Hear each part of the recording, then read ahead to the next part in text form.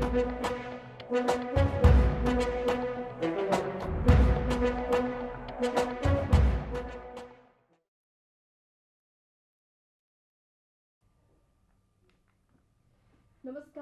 म प्रतिमा चौधरी। साँझ 6 बजेको प्रदेश समाचारमा स्वागत छ। सबैभन्दा पहिले प्रमुख प्रदेश समाचार।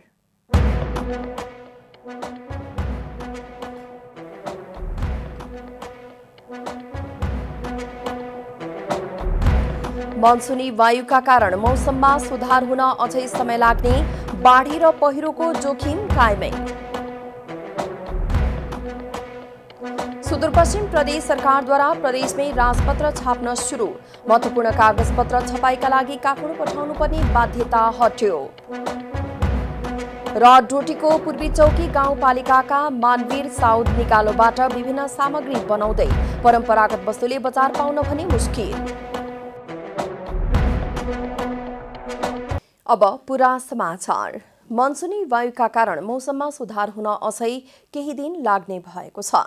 बंगालको खाडीबाट आएको जलवाष्पयुक्त हावाका कारण मनसुनी गतिविधि अझै सक्रिय रहेको हो। शुक्रबारसम्म देशका धेरैजसो स्थानमा बदली रहनुका साथै हल्कादेखि मध्यम खालको वर्षा हुने र केही स्थानमा भने भारी वर्षाको सम्भावना छ। त्यस अवधिमा दिउँसोभन्दा राति र बिहान पानी धेरै पर्ने बताइएको छ। हाल देशभर सामान्य बदली रही प्रदेश नम्बर 1 गण्डकी, कर्णाली र सुदूरपश्चिम प्रदेशका केही स्थानका साथै अन्य प्रदेशका थोरै स्थानमा हल्कादेखि मध्यम खालको वर्षा भइरहेको छ। बागमती, गण्डकी, कर्णाली र सुदूरपश्चिम प्रदेशका 1-2 स्थानमा मेघगर्जन र चट्याङ सहित भारी वर्षाको सम्भावना रहेको मौसम विभागले जनाएको छ। बाढी पहिरोको जोखिम रहेकाले सतर्क रहन मौसमविदले सुझाव दिएका छन्। सुदूरपश्चिम प्रदेश सरकारले प्रदेशमै राजपत्र छाप्न सुरु गरेको छ। सुदूरपश्चिम प्रदेशका आन्तरिक मामिला तथा कानून मन्त्री पूर्णा जोशीले मुद्रण मेसिन जडानपछि पूजापाठ गर्दै राजपत्र छपाईको काम सुरु भएको हो। उद्घाटनपछि मन्त्री जोशीले यसअघि राजपत्र छपाउनका लागि संघीय मुद्रण विभागमा पठाउनुपर्ने बाध्यता अन्त्य भएको बताउनुभयो। प्रदेशको ऐन कानून, कार्यविधि, मापदण्ड तथा सरकारका निर्णयहरू कार्यान्वयन गर्न राजपत्रमा छाप्नुपर्ने भएकाले यसअघि काठमाडौँ नै पठाउनुपर्ने बाध्यता थियो। प्रदेश सरकारका दर्जनौं कागजपत्र मुद्रण विभागमा महिनौंदेखि छपाईका क्रममा रहेका छन्। प्रदेश सरकारले मुद्रण मेसिन जडान गरेसँगै सहज भएको हो। प्रदेश सरकार प्रदेश सभाबाट पारित भएका ऐनहरू विधेयकहरू पारित हुन्छन्, ऐन बन्छन्। ऐन प्रमाणीकरण भइसकेपछि वर्षौँसम्म हामीले चाहिँ महिनौसम्म चाहिँ केन्द्रीय मुद्रण विभागबाट कानुनलाई यो राजपत्रमा आउनको लागि हामीले धेरै लामो समय पर्खिनुपर्ने, फलस्वरूप हामीले निर्माण गरिएका कानुनहरू पनि जनस्तरसम्म लागू गर्न कठिनाइ भएको अवस्था थियो। यसलाई मध्यनजर गर्दै आर्थिक वर्ष 2077-78 को वार्षिक बजेटमा हामीले यो कार्यक्रम राखेका थियौँ। मन्त्रालयका सचिव चूडामणि पौडेलले प्रदेश सरकारको आर्थिक वर्ष 2077-78 को वार्षिक बजेटमा प्रदेशमै मुद्रण मेसिन खरिद तथा जडान गर्ने कार्यक्रम उल्लेख रहेको बताउनुभयो।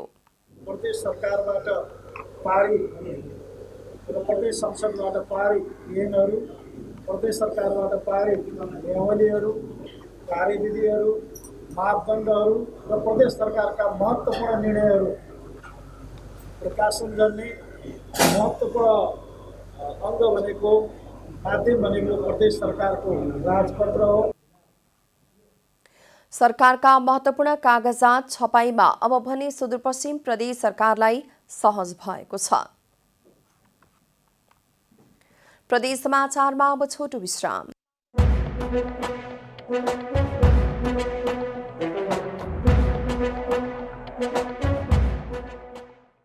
प्रदेश समाचारमा अब थप समाचार। डोटीको पूर्वी चौकी गाउँपालिका वडा नम्बर 2 का मानवीर साउद निगालोबाट विभिन्न सामग्री बनाउनुहुन्छ। वहाँ निगालोबाट बन्ने डोको, मट्टा, स्याकु, माना लगायतका सामग्रीहरू निर्माण गर्नुहुन्छ। डोटीको पूर्वी चौकी गाउँपालिका वडा नम्बर 2 का मानवीर साउद निगालोबाट विभिन्न प्रकारका सामग्री बनाउनमै व्यस्त देखिनुहुन्छ। उहाँको दैनिकी निगालोबाट बन्ने डोको, मट्टा, स्याकु, माना बनाउनमै व्यस्त हुन्छ।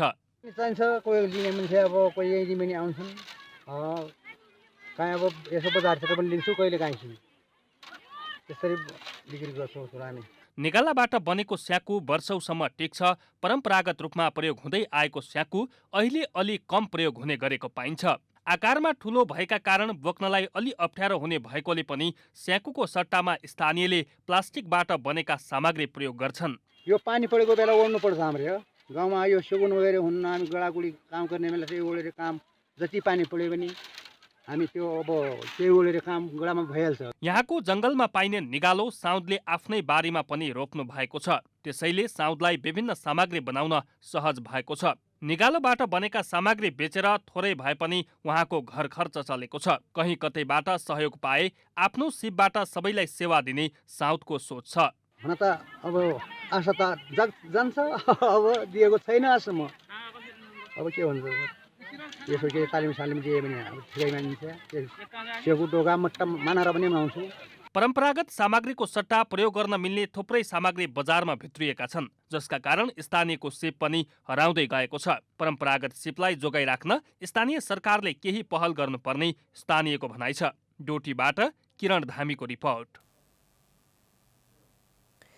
वर्षौंदेखि लालपूर्जाको पर्खाइमा बसेका भूमिहीनहरू पछिल्लो सरकारको कदमपछि लालपूर्जा नपाइने हो कि भन्ने चिन्तामा छन्।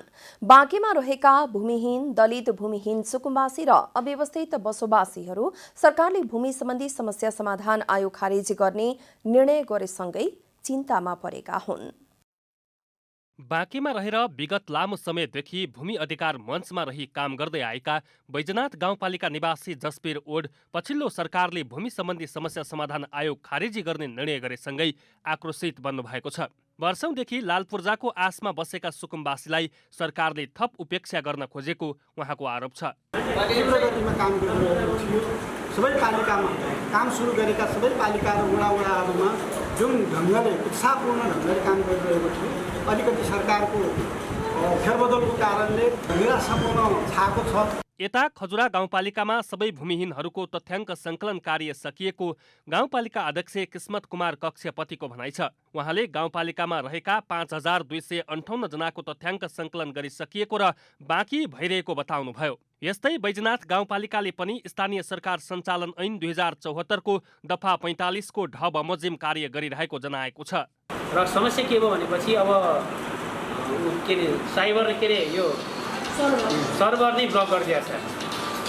सर्भर नै ब्लक छ, जुन दिन खारेज गर्यो त्यो दिन सर्भर ब्लक छ। परिषद दिनको दफा 11 को ढ बमोजिम स्थानीय जग्गाको नाप नक्सा गर्न सक्ने भन्ने प्रावधान छ। त्यो प्रावधानलाई टेकेर हामीले आयोग विघटन हुँदा पनि हामीले कार्य तीव्रता दिएको अवस्था छ।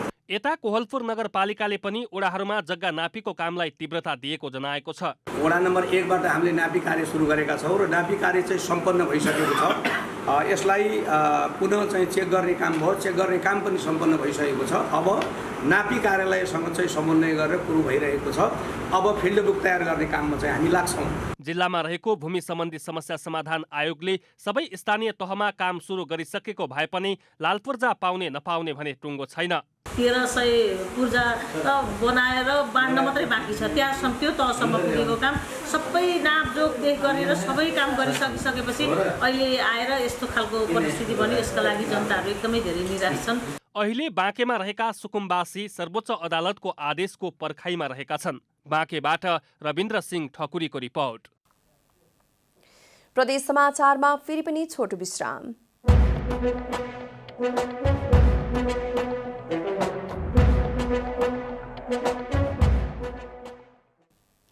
प्रदेश समाचारमा अब थप समाचार। रूपन्देही बुटवल उपमहानगरपालिकाले स्थानीय पाठ्यक्रममा विद्यालय तहदेखि नै ललित कला विषयका कक्षा सञ्चालनको तयारी गरेको छ। यसका लागि विज्ञहरू सम्मिलित कार्यदल गठन गरेर आवश्यक अध्ययन र व्यवस्थापनको काम भइरहेको छ। आधारभूत तहदेखि नै ललित कलाको व्यवस्थित अध्ययन अध्यापन गराउने कार्य अहिलेसम्म भएको छैन। केही संस्थागत विद्यालयले चित्रकला, वाद्यवादन, नृत्य जस्ता विषयमा आंशिक तथा पूर्णकालीन कक्षाहरू सञ्चालन गरे पनि ती सबै विषयगत रूपमा नरहेको विज्ञहरूको भनाइ छ। बुटवल उपमहानगरपालिकाभित्र सञ्चालित विद्यालयहरूमा बालबालिकालाई ललित कलाबारे अभिरुचिलाई अवसर प्रदान गर्ने गरी अवधारणा बनाइएको हो। विभिन्न विषयका विज्ञहरू सम्मिलित कार्यदलले विस्तृत अध्ययन गरी उपमहानगरमा प्रारम्भिक प्रतिवेदन पेश गरेर सुझाव माग गरेको छ। अन्त्यमा प्रमुख प्रदेश समाचार।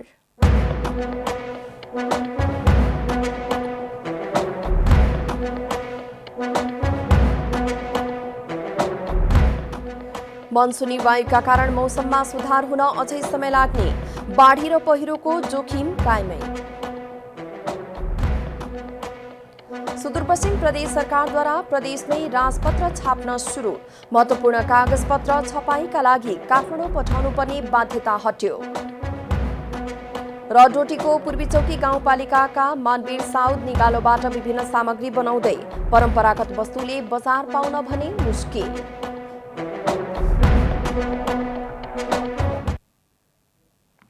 हवस् प्रदेश समाचार अहिलेलाई यति नै। जनताद्वारा जनताका लागि प्रसारित जनता टेलिभिजनका कार्यक्रमहरू युट्युब, ट्विटर, फेसबुक र हाम्रो वेबसाइट जनतासमाचार.com मा पनि पढ्न र हेर्न सक्नुहुनेछ। सूचनामा तपाईको सहभागिता, समयमा समाचार हाम्रो प्रतिबद्धता। नमस्कार।